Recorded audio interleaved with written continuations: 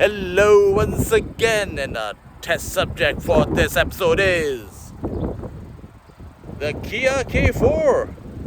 Is it any good? Well, let's find out. Let's begin with styling.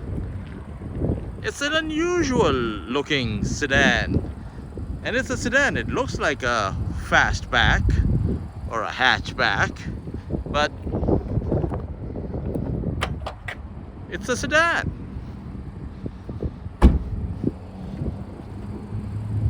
And it's got some odd lines to it. Like, look at this rear window arrangement.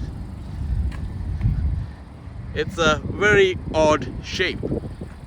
Even the door handles in the rear door are up here, not in the bodywork.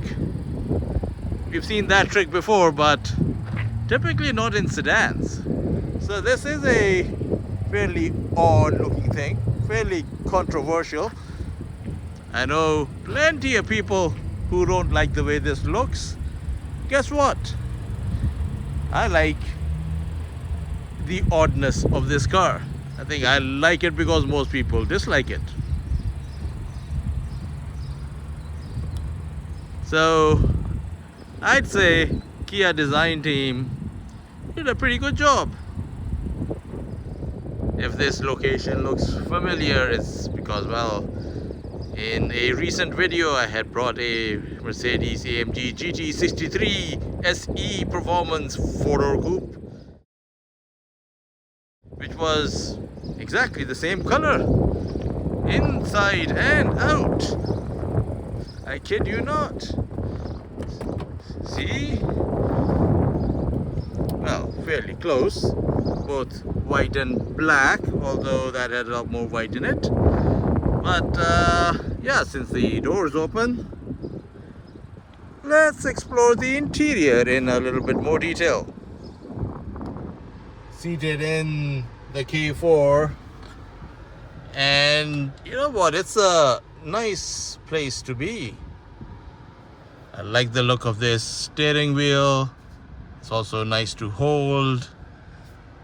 I like this new LCD screen they have. I know everybody is doing LCD screens, but not all screens look good. This one does. I also like the fact that there are some hard buttons. That's your volume knob, and even the temperature you control through buttons. You don't have to go through a screen. Kia, you were thinking. Heated seats, cool seats, heated steering wheel. Also hard buttons. More buttons here for windows and mirror control. You have USB, USB-C ports. Well, actually, they're both USB-C ports. And wireless charging.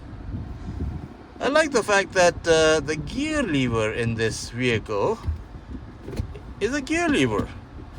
It's not a twist knob, it's not some buttons, it's not a little chintzy stalk behind the steering wheel. No, it's a proper gear lever. That's a rarity these days. Auto hold, cameras, yeah, around view camera too. It's very nicely equipped. Want to see something funky? So this space here, press this button, there you go. That's how your cup holder situation is. So if you want a more square peg, there we go. You can put that away and you have a little bit of a larger space, but yeah, there you go, cup holder. Quite nice. Sunroof, yes, it has one.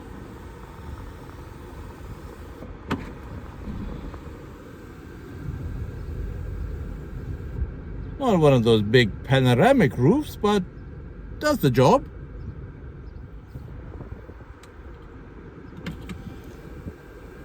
Isn't it funny that the cover for the sunshade is power in this $36,000 Kia, whereas it was manual in the $255,000 Mercedes. Rear seats. Yes, it has room for 3. The middle passenger will have to contend with a little hump. So, very little children in the middle place. Adults only sit on the side, or grown-up children. Nothing special about the back. Decent space. So yeah, it will do the job as a family sedan.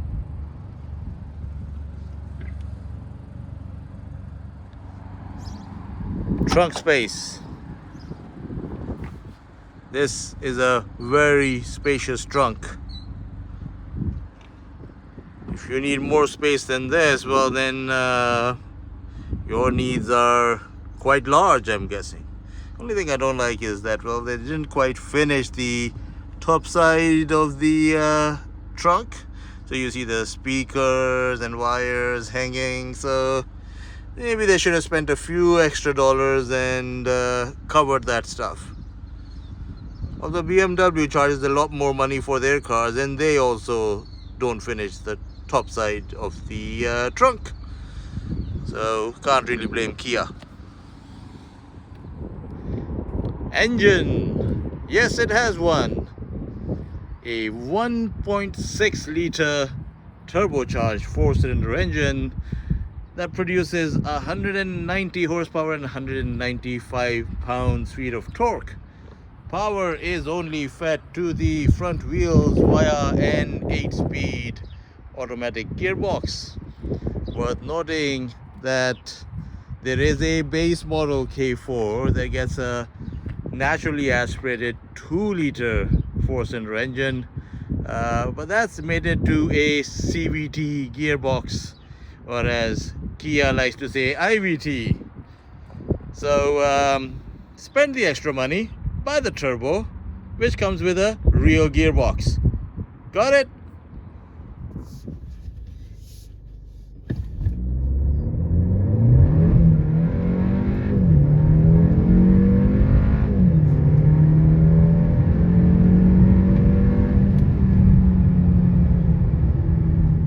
Okay, time to go for a drive.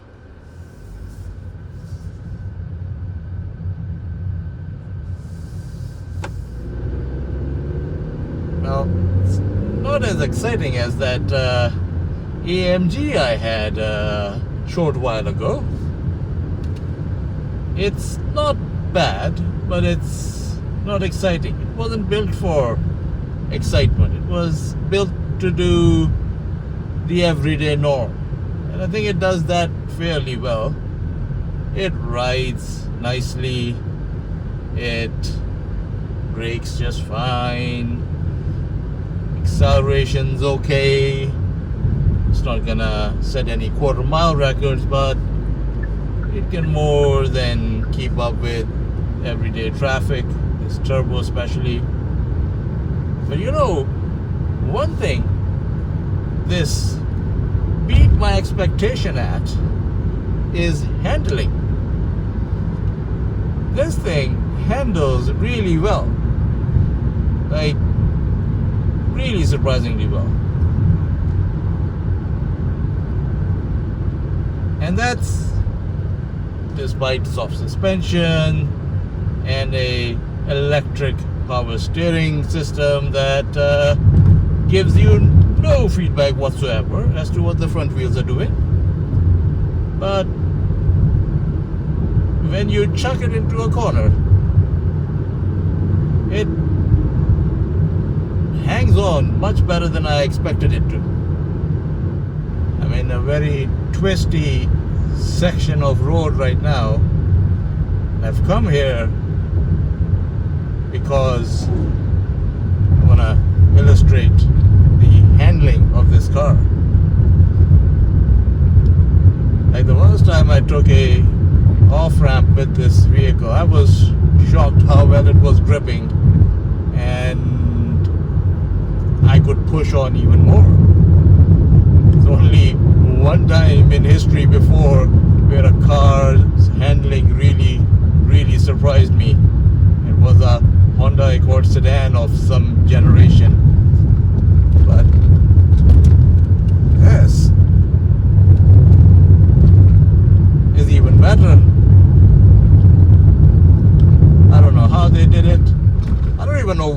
it, because this is not some performance oriented car, but it handles really well. So well done, Kia. It has a sport mode, doesn't really make much difference, but some difference. Also has pedal shifters. You move the gear lever here, pedals behind the steering wheel. I can control the 8-speed box, and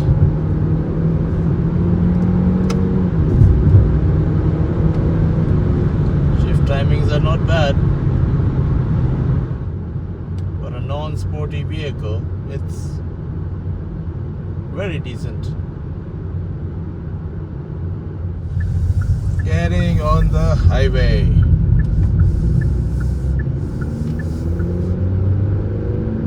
I spent a good deal of time on the highway already in this vehicle, because I picked it up in Mississauga, I drove it home, which is nearly 200 kilometers journey, and there are pluses and minuses.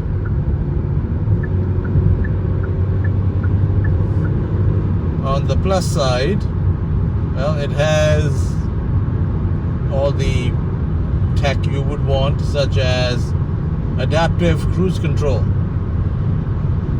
and that really makes it very easy. It's not hands-free, but it does lane centering. If I don't touch the wheel in a while, it'll start beeping at me. But yeah, it's fine for covering distances. However, when you spend a lot of time on the highway with this, you start feeling that the car is a little bit noisier than what I'd like it to be. And I think the noise is more tire related than anything else, because you don't really hear the engine. In fact, right now the most audible thing in here is the fan running for the automatic climate control.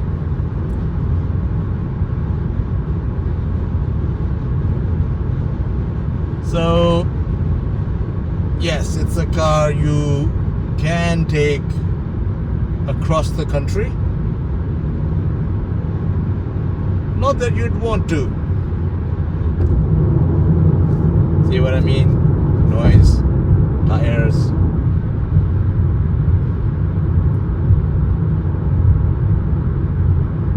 So the Kia Forte would be best used as a daily driver for around town, going to work, going to the mall, the cinema, shopping, groceries, whatever. And yes, you can go out of town in it, but unlike that AMG, yes, I know it's not a fair comparison that I keep bringing that up. That car was built to run. That could manage city, but it wanted to be on the highway. This is the opposite.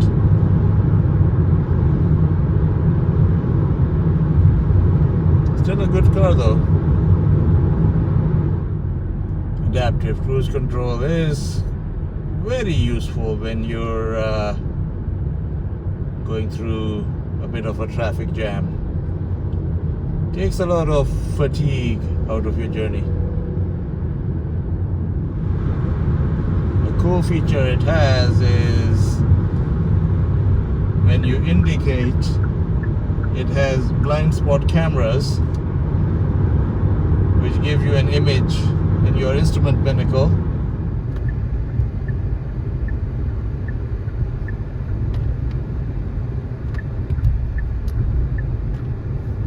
And that helps. Mind you, when you're checking your blind spot, you should be checking over your shoulder, not looking into the dashboard. But an extra helping set of eyes is not a bad idea. Fuel economy. Well, we like doing our test based on a 300 kilometer cycle, in which about 170 kilometers is covered on the highway with 130 in the city. As you can see, since refueling, we've covered 300.2 kilometers. And we've averaged 7.2 liters per 100 kilometers. For a non-hybrid vehicle, that is extremely good. So if you're looking for something that doesn't drink a lot of fuel, this would do the job. An example of how efficient this car is, I just did 153 kilometers, most of it on the highway, and it averaged 5.4 liters per 100 kilometers. That's very, very efficient. Price. The Kia Forte GT line, like this one, is $34,495 in Canada, plus freight PDI and taxes. So let's say a $40,000 sedan. So what's my verdict of this Kia K4?